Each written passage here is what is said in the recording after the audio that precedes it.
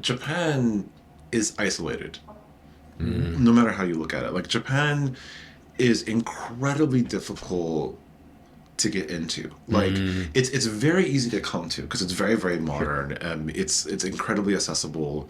Once you get here, it's very safe and very clean. Yep. Airports are clean, trains are on time, all the cliches. Yeah. But then at the same time, to go beyond that surface level of arriving in Japan is incredibly difficult. Yes. My host families did it with the best grace that they could. Some of them didn't want me there. Some of them were very reluctantly happy to have me there. Some of them were ecstatic to have me there.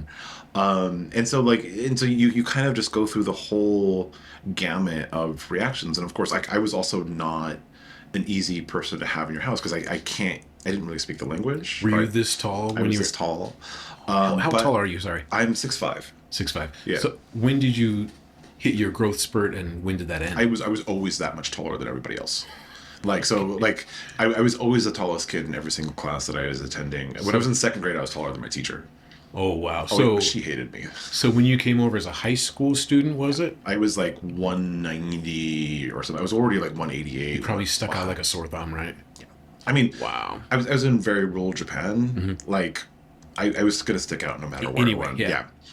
But yeah, I was also significantly taller than everyone else around me. That also did not help at all. Because like everyone always knew where I was at any given time. I was like, "Oh, where's Bryan?" Everyone just looks up. Oh, he's over there. Look up. Yeah. And thankfully, like my fifth host family, this family, they are called the Shiois.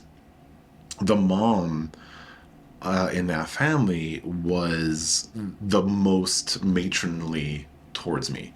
Like, she spent a lot of time with me when I first arrived, and she helped take care of all of these administrative things. And so she actually saw me right away for who I was, which is a 16-year-old little kid who doesn't know anything about anything and is trying to figure things out. And so she really went out of her way to make sure, it's like, hey, we need to treat him like a kid. We need to welcome him. He's not like some monster. Like, he's a little boy in a giant person's body. And she really pushed her husband to really treat me like part of the family as well. And so even though they were going to be my last host family at the very end of the trip, I spent the most amount of time with them because the dad started picking me up from school and then taking me to karate lessons. Oh, nice. And when I was staying there, I'd had difficult relationships with all my previous host parents. And then I just remember one night we were watching TV or something and dinner had been served and my host mom was trying to make conversation and trying to talk to me because she really liked me.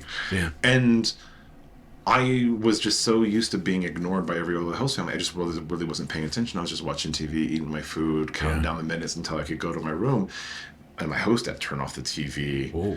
And he started yelling. He was like, how dare you? You are in my family's home. My wife was really caring about you. She made you this dinner, and you don't eat most of our food, so she had to make you a special. And he just totally laid into me. It's like, why aren't you taking part in this conversation? And I was just like, I didn't even know she was talking to me. And he's like, wait, what? And I was like, yeah, I was like, well, thank you for getting mad at me because no one's ever even told me what I'm doing wrong. Like, I haven't learned anything. And he's just like, are you serious? I was like, yeah. And so from that moment on, for 3 hours, every single night after dinner, we had dictionaries next to us. Wow. And me and the dad and the mom would sit for hours sharing different ideas about America, hearing different stories about Japan. And I think if I hadn't had that experience with them, I probably would have hated living in Japan.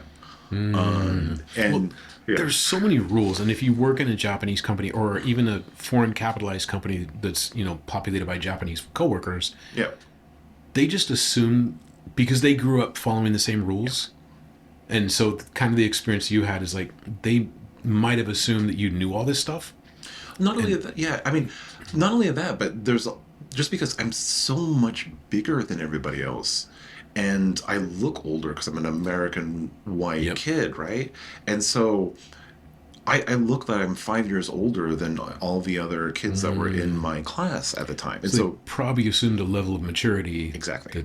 That, It's like, oh wait, we forgot he's 16. He's a kid. He's acting like a normal 16-year-old boy would. He's not acting like a really delinquent 21-year-old. And it was really that family that really realized that and really made this effort to be like, hey, we want to treat you like part of the family. And even now, I was just down there for New Year's, and we went and stayed with him. We had dinner with him.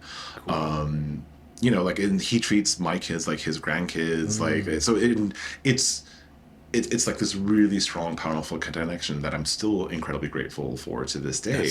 That's a good experience. Yeah, because and it was really like these guys, like, they really took the moment to really stop and ask, like, hey, maybe something is off here. Maybe, and then once they realized that, oh, we just need to have some conversations and talk to each other, and then suddenly everything else just kind of went away. And even though we didn't agree on everything 100% of the time, we could at least understand and respect the other side's opinion.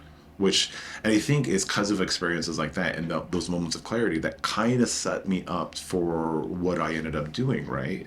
Because like right now, I literally try to solve problems for people when they try to enter new markets. So it's like, it's not necessarily the thing that you know about that's going to get you. It's the things that you don't know and the rules that you don't know that you're breaking that cause a lot of issues for you.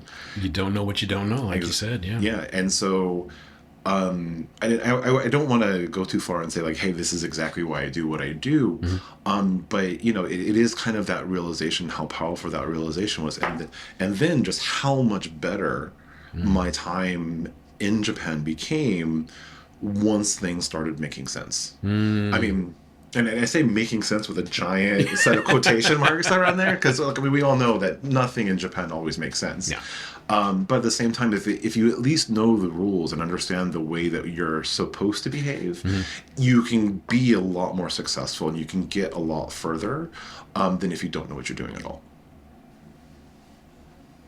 Very true. Yeah. And like I said, the coworkers who just assume, because I speak Japanese, and they just assume that I absorbed all these rules, and they would maybe give me not a dirty look, but they would kind of look at me, you know, whatever, funny, and I'm like, what's going on? And one coworker, I had a similar experience, like you said with your host dad. Similar experience. He's like, "You speak Japanese. You should know this." I was like, "But I don't." He's like, "Why not?" I said, "Because I didn't grow up here." He's like, "Oh." And then he was a salesman, and he was a really good communicator. So he would say, okay, next time we go into a meeting, the senior person exchanges business cards first. And you've just been going up to random people and giving your card. I was like, oh.